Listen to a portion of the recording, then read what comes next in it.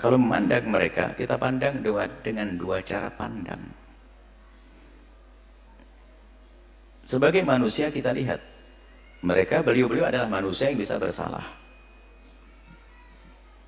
Tapi di sisi lain, kita harus tetap melihat beliau adalah dzurriyyah Nabi SAW.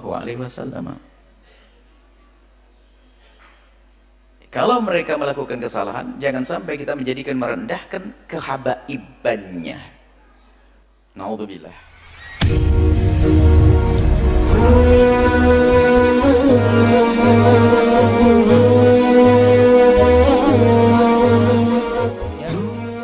Akhir-akhir ini saya merasa prihatin dengan adanya beberapa habaib yang tersandung kasus hukum yang oleh sebagian kita disebut dengan istilah kriminalisasi.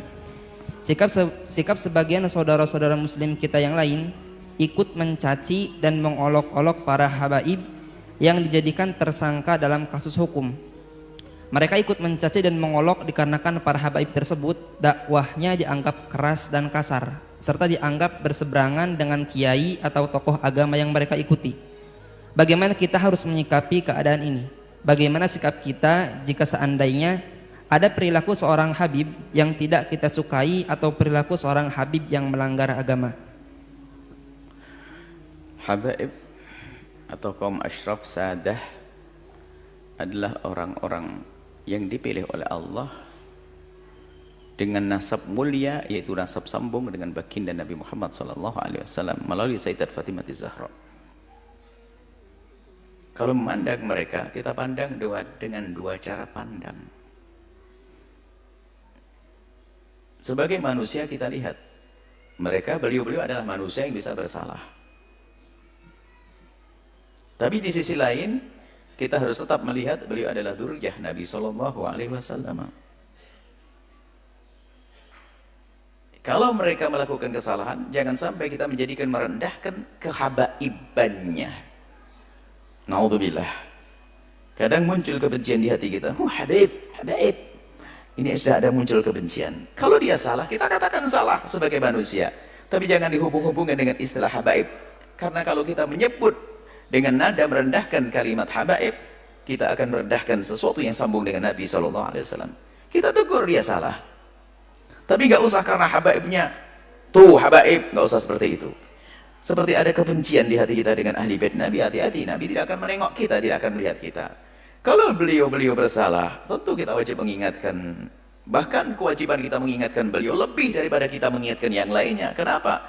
Karena kita mengambil hidayah daripada kakek beliau. Kenapa di saat cucu baginda Nabi melakukan salah kok kita diam-diam saja? Tapi jangan sampai kita mencaci, mengolok, merendahkan karena dia habaib. Awas, hati-hati itu.